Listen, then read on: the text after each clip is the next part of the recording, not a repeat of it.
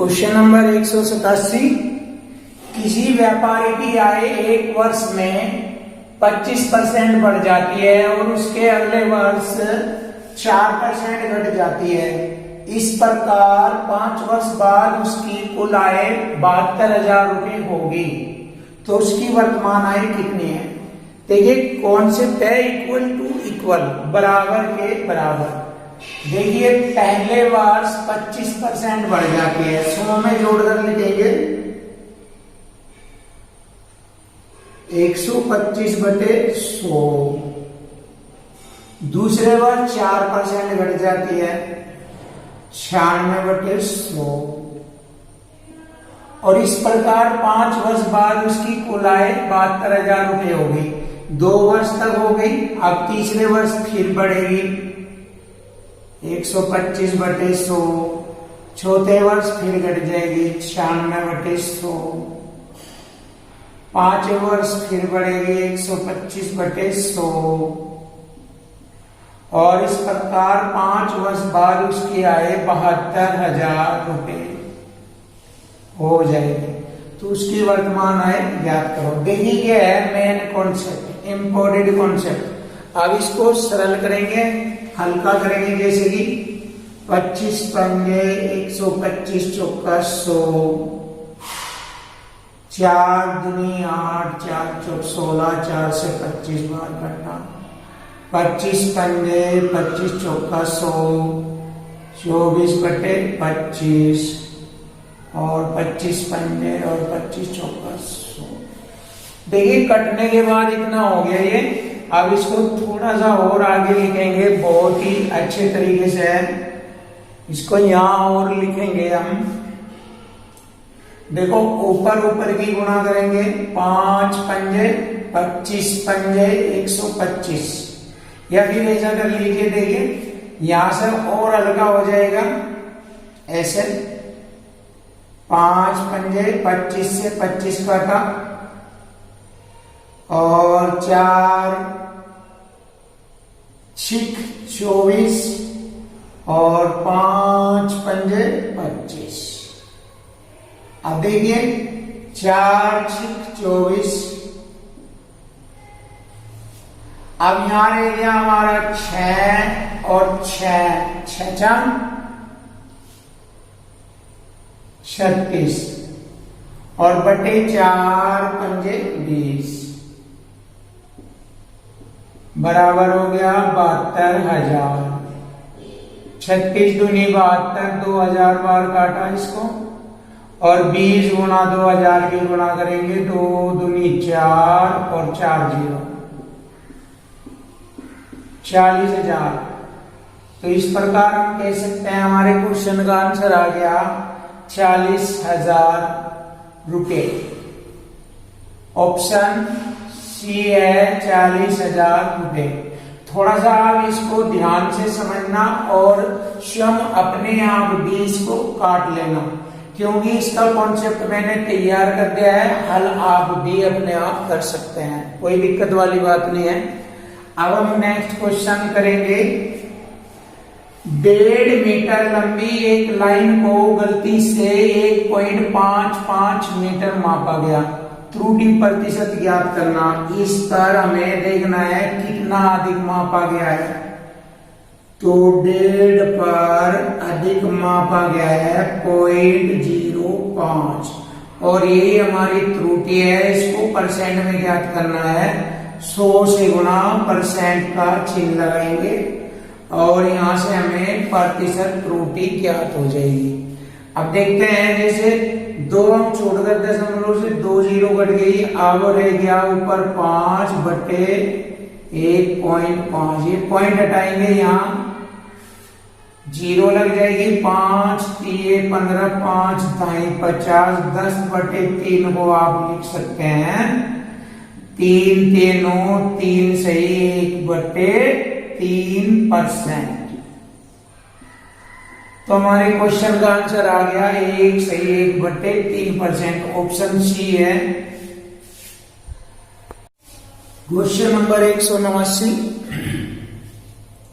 एक व्यापारी ने 2,10,000 रुपए के लैपटॉप और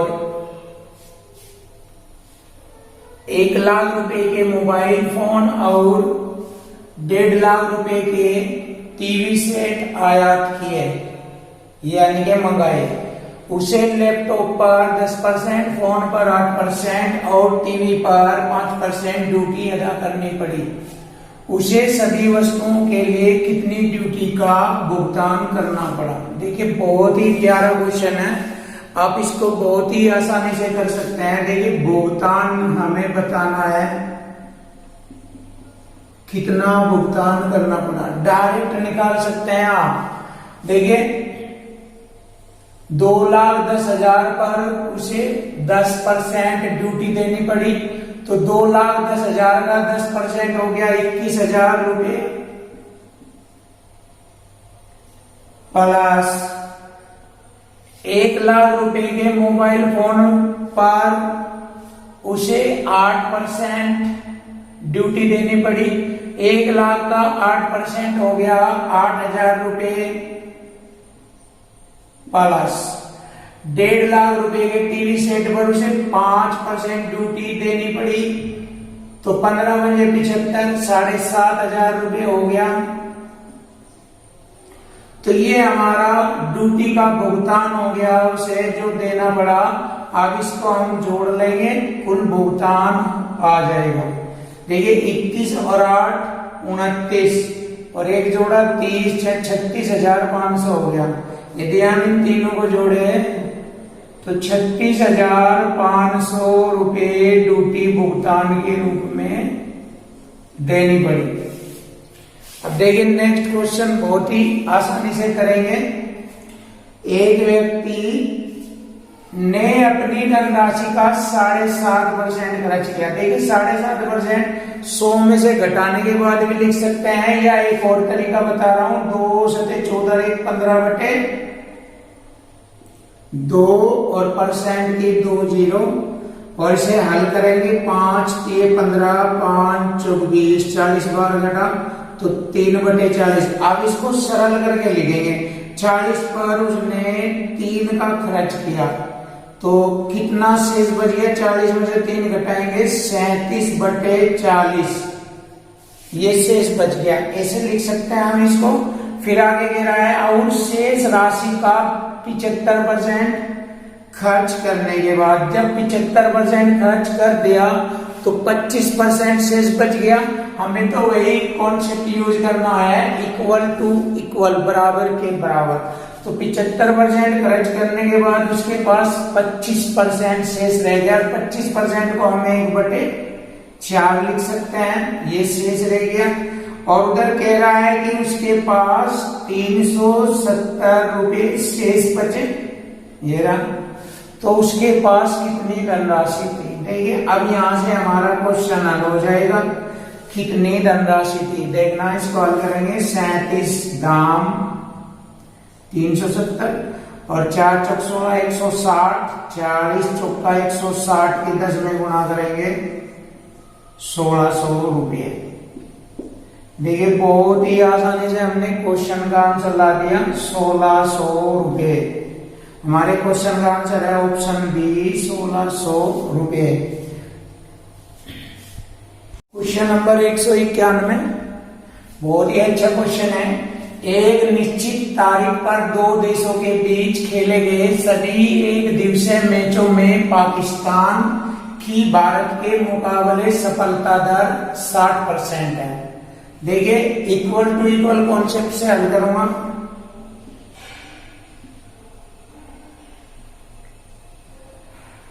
मैचों में कितनी सफलता दर?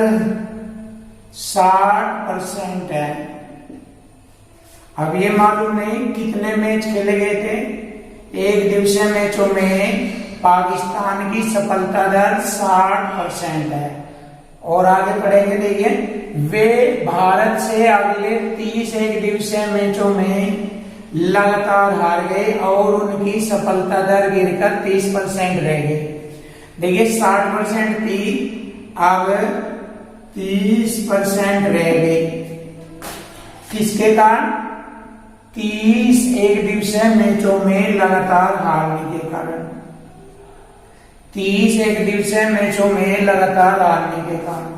तो बताओ एक दिवसीय मैचों की कुल संख्या कितनी थी? देखिए परसेंट और मैच हो गया इक्वल टू इक्वल कॉन्सेप्ट। अब इसको हल करेंगे। देखिए 30 दूनी 60 और 30 दूनी 60, तो मैचों की संख्या थी 30 दूनी 60, तो कुल एक दिवसीय खेले गए मैचों की संख्या 60 थी। तो दिए गए क्वेश्चन का आंसर हो गया ऑप्शन सी 60। अब नेक्स्ट क्वेश्चन देखेंगे, बहुत ही अच्छा क्वेश्चन है। एक लड़का पर्सन, और यहां से अलग बात शुरू कर दी क्योंकि इन्वर्टेड कोमा के अंदर है। एक लड़का पर्सन 1/4 और 1/5 के योग को एक में से घटाए और उत्तर दशमलव में दे। देखिए ये अलग क्वेश्चन बन गया। अब यहां से ये क्वेश्चन यहां स्टार्ट हो रहा है। एक लड़का पर्सन का उत्तर 0.45 देता है तो उसके उत्तर में त्रुटि परसेंट बताओ। देखिए ये क्वेश्चन है बहुत इंपॉर्टेंट। तो हम पहले इस क्वेश्चन को देखेंगे कैसे कहा, इन दोनों के योग को एक में से घटाएंगे और उसे दशमलव में लेंगे। तो देखो इन दोनों का योग 5 एकम 5 4 एकम 4 5 4 9/20 और एक में से घटा देंगे 9/20 को, तो कितना रह गया 20 एकम 20 में 9 गए 11/20। 2 से 11 को काटेंगे 5.5 और 10 से भाग करेंगे, ये दशमलव हटकर यहाँ आ जाएगा। तो जब हम 20 से 11 को भाग कर रहे होंगे तो 0.55 आएगा, जो कि इसका दशमलव में उत्तर है। और जबकि उस लड़के के पर्सन का उत्तर था 0.45 था, तो उसके उत्तर में त्रुटि प्रतिशत ज्ञात करो। देखिए अब हम त्रुटि प्रतिशत ज्ञात करेंगे, इस पर निकाल लेंगे त्रुटि प्रतिशत। 0.55 पर कितने की त्रुटि हो रही है? 0.10 की। देखिए 0.10 की त्रुटि और 100 से गुणा परसेंट का चिन्ह, 2 हम छोड़ के दशमलव से ये कटेगा। 5 से मैंने 11 बार काटा, 5 दूनी 10, तो आंसर आ गया 100 दूनी 200/11%। तो हमारे क्वेश्चन का आंसर आ गया 200/11%। इसके लिए मैं माफी चाहता हूं क्योंकि मैं यहां पर इसके ऑप्शन नहीं लिख पाया, लेकिन इसका आंसर यही है 200/11%। नंबर 193, बहुत ही प्यारा और स्टैंडर्ड क्वेश्चन है ये। इसको बहुत अच्छी तरीके से कैसे समझना है।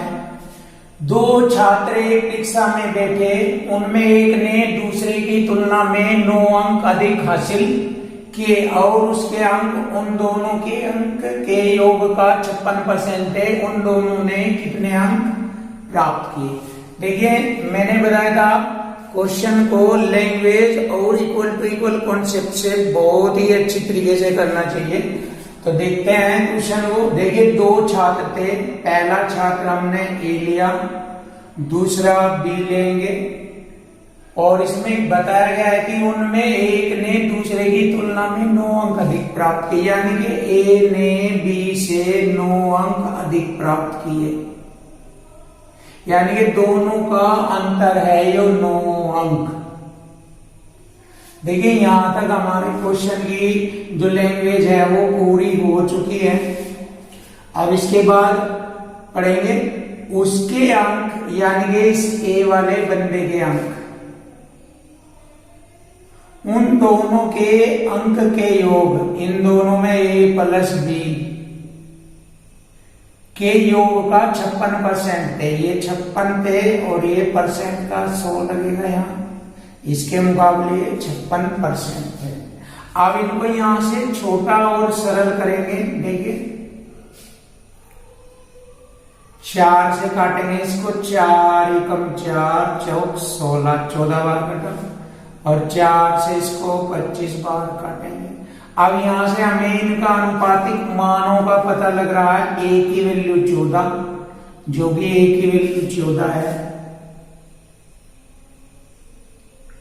अनुपातिक मान में यहां नहीं लिखेंगे, यहां लिखेंगे ए की वैल्यू 14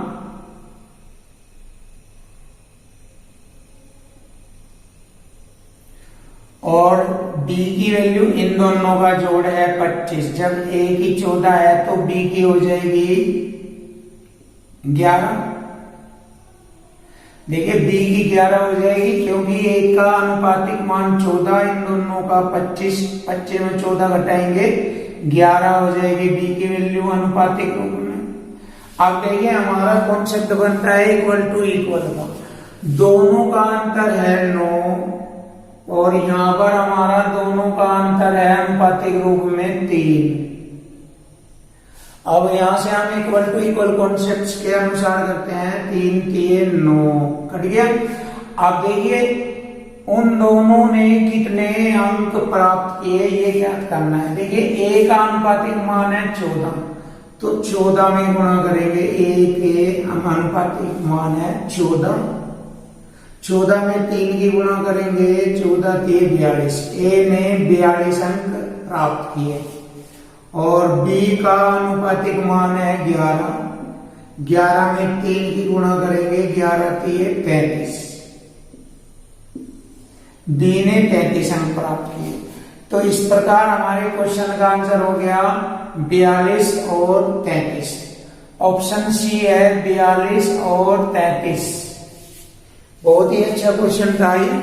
अब हम नेक्स्ट क्वेश्चन करेंगे इक्वल टू इक्वल कॉन्सेप्ट से देखेंगे। देखना, एक इंजीनियरिंग छात्र को उत्तीर्ण होने के लिए 25% अंक हासिल करने होते हैं।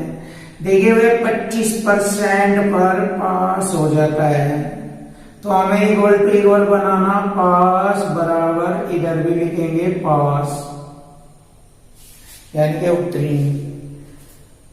उसे 47 अंक मिलते हैं और वह 43 अंकों से फेल हो जाता है, तो हम उसको पास करेंगे। 47 अंकों में मैं 43 अंक जोड़ दूं, ये जो फेल हुआ था इतने अंकों से ये भी जोड़ दूं तो पास हो जाएगा। 47 और 43 हो गए 90, हो गया पास बराबर पास। तो परीक्षा के अधिकतम अंक हो गए। अब हम इसको आसानी से हल करेंगे। देखिए परसेंट की मैंने 2 जीरो यहां लगाई। अब 25 से 9000 को भाग करूंगा। देखिए 25 75, 15 बच गए, हो गए यहाँ पर एक जीरो लेगा 150, 25 ठीक है 150, ये जीरो बच गई। इस प्रकार हमारे क्वेश्चन का आंसर हो गया 360 अंक। तो परीक्षा के अधिकतम अंक हो गए 360। ऑप्शन सी है 360। क्वेश्चन नंबर 195, बहुत ही अच्छा क्वेश्चन है ये भी। उत्तीर्ण होने हेतु आवश्यक अंक 40% है, यानी ये पास होने के लिए 40% अंकों की आवश्यकता है। किसी छात्र को 250 अंक मिलते हैं परंतु वह 38 अंकों से फेल हो जाता है, तो अधिकतम अंक क्या है? देखिए इक्वल टू इक्वल कॉन्सेप्ट से हल करेंगे। पास बराबर पास,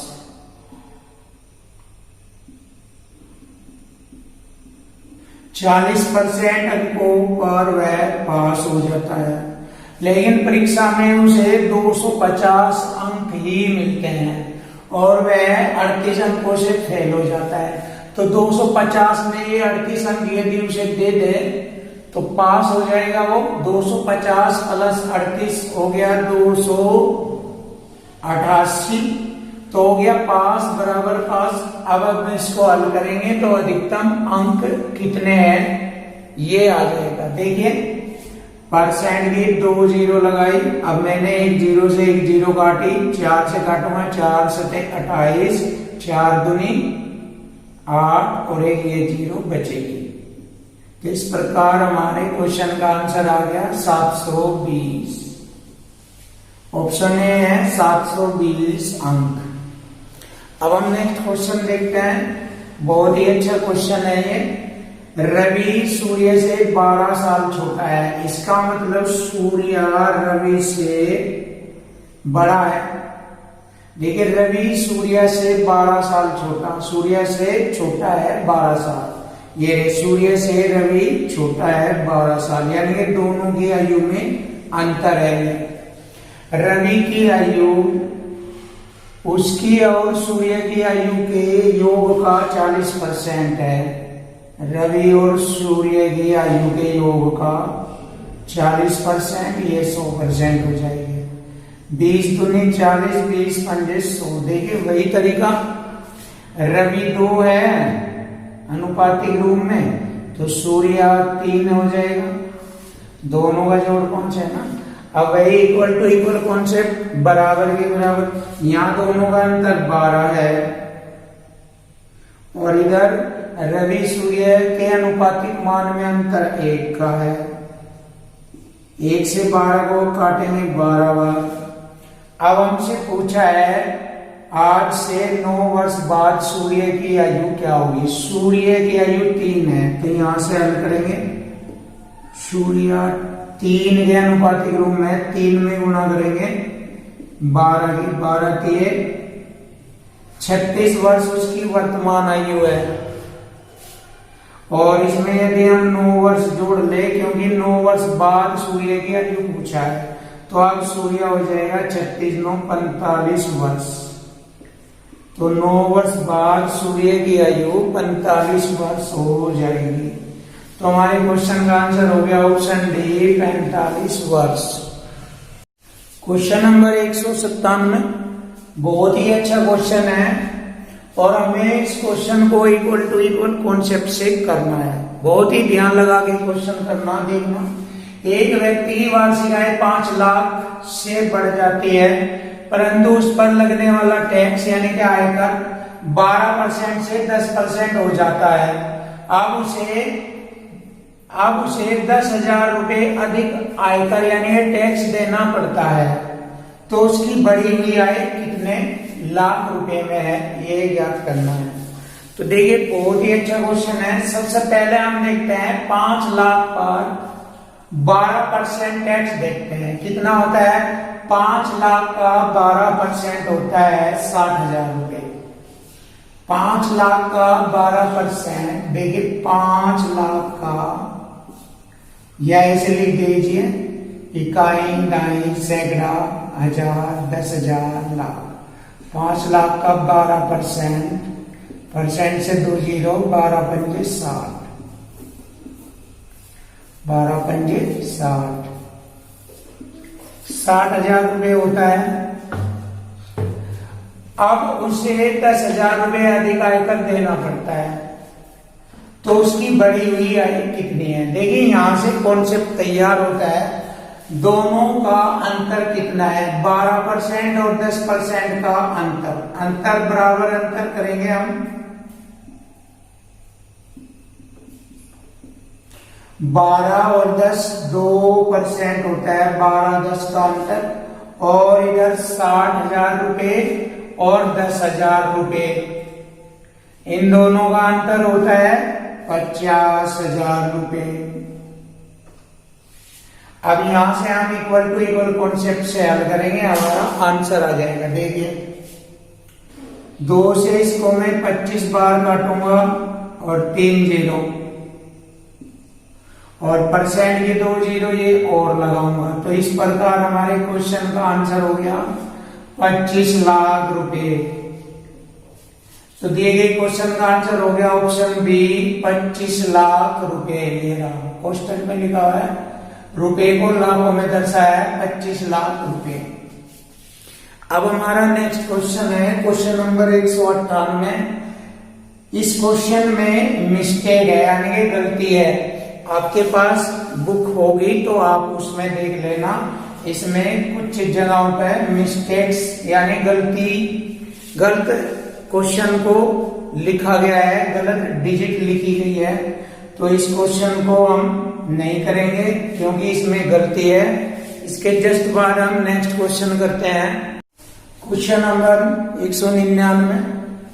2 संख्या एक तीसरी संख्या से 90% और 75% कम है। देखिए पहली संख्या, दूसरी संख्या और तीसरी संख्या। तो तीसरी संख्या से बोला, तीसरी संख्या 100 होगी और पहली संख्या 90% कम है, तो 10% रहेगी। दूसरी 75% कम है इससे, तो 25% रह गई। पहली संख्या में कितने परसेंट की वृद्धि की जाए, इस पहली में कितनी वृद्धि की जाए कि वह दूसरी संख्या के बराबर हो जाए। देखिए यहां से हम देख रहे हैं कितने की वृद्धि की जाए, 10 में कितना बढ़ा दिया जाए कि वह 25 हो जाए, प्लस 15। देखिए प्लस 15 बढ़ाएंगे, 15 की वृद्धि। तो क्वेश्चन का हल कर लेंगे। देखिए 10 पर 15 बढ़ा रहा है तो कितने परसेंट की वृद्धि कर रहा है, 100 से गुणा परसेंट का चिन्ह, 1 0 से 1 0, 15 दाम 150, तो 150% की वृद्धि करनी पड़ेगी।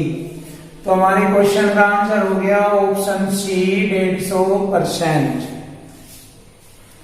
अब हम नेक्स्ट क्वेश्चन करेंगे, थोड़ा यहां करेंगे क्योंकि इसके लिए थोड़ी सी जगह चाहिएगी।